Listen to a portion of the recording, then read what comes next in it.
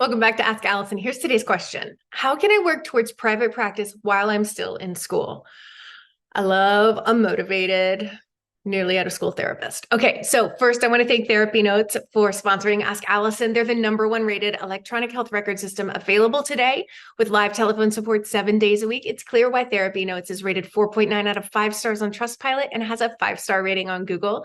Therapy Notes makes billing, scheduling, note-taking, and telehealth incredibly easy. And for you prescribers out there, yes, they offer ePrescribe. If you're coming from another EHR, Therapy Notes makes that transition incredibly easy, importing your demographic data free of charge so you can get going right away. Find out what more than 100,000 mental health professionals already know. Use promo code ABUNDANT at Therapy Notes and you can get 2 months for free.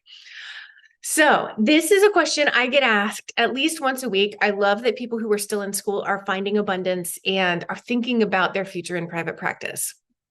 Y'all know I really support going into private practice immediately after graduation, if your license allows that, and if you've found an amazing clinical supervisor.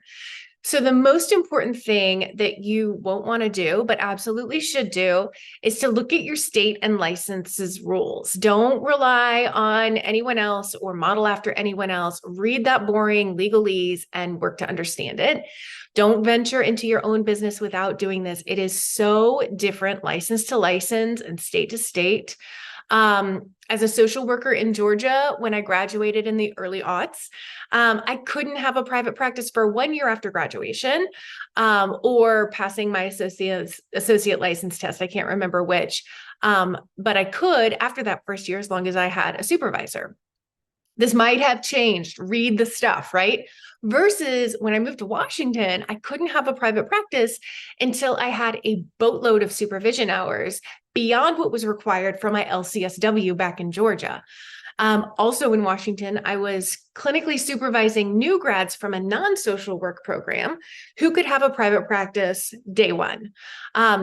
So you've had to read a lot of really boring stuff in grad school. You can read this too. If you don't know the client population that you want to work with, I want you to milk those practicums. Try to get as much breadth of experience while you are being heavily supervised. At the very least, you'll probably figure out who you don't want to work with, which is a great start. And it's not a lesson that you should have to keep learning for years and years in agencies, in my opinion. Develop relationships with potential supervisors. You'll be paying out of pocket for your supervision, and this person or these people will be shaping how you do your work throughout your career. It is very important as an investment and likely more impactful than all these classes that you paid for in grad school. Get to know several potential supervisors, make sure they align with you clinically and are supportive of new grads going into private practice. Be transparent about that being your goal.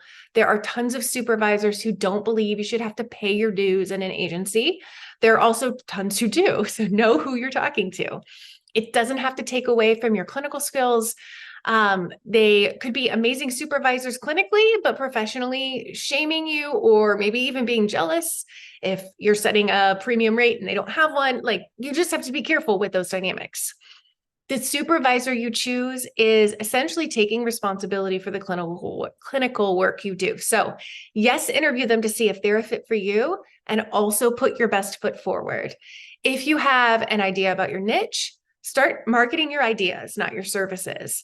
If you want to use social media as a tool, start posting regularly, see what gets engagement, see what doesn't, get comfortable on camera, see which strategies yield the best results. And see if you enjoy it professionally. You may not. You may then, pivot. Go ahead and create a website with no contact information on it. Start blogging or vlogging. Think about this as marketing as service, right? You're not even making it available for them to work with you at this point. You're just putting out content that your ideal clients actually care about. Network and get to know other therapists in your area. Learn best practices for these things. In the Abundance Party, we teach you step by step. And also know that a running start is really great, but you're also in a really busy period of your life right now. And it's not like grad school doesn't require a lot of your time. I know that some of us type A's feel like we have to go hard at everything immediately. And when we see our dreams so close after working towards it so long, it's easy to like keep sprinting. But I don't want you to burn yourself out before you've even graduated. If private practice is how you're going to pay your bills after school, great. Get some work done when you can, since we never fill up as quickly as we hope. But also remember that if you're like most grad students, you're used to a pretty low income. And it won't take that many clients to pay your current bills. So you don't have to get as full as fast as possible. So take a little bit of that pressure off. Today's worksheet is a list of possible things that you can do to prepare for your soon to exist practice. Please don't do everything on the list. Most of it is like pick and choose. So if anyone here needs help building their practice, we have tons of help at all different price points. Hit the link in my bio for more.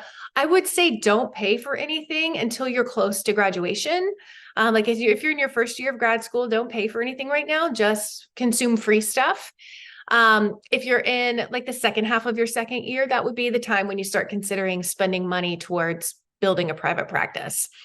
So yeah, in the meantime, follow for free support and to like continually stay in the conversation that private practice is doable for you. It is something that you can absolutely achieve.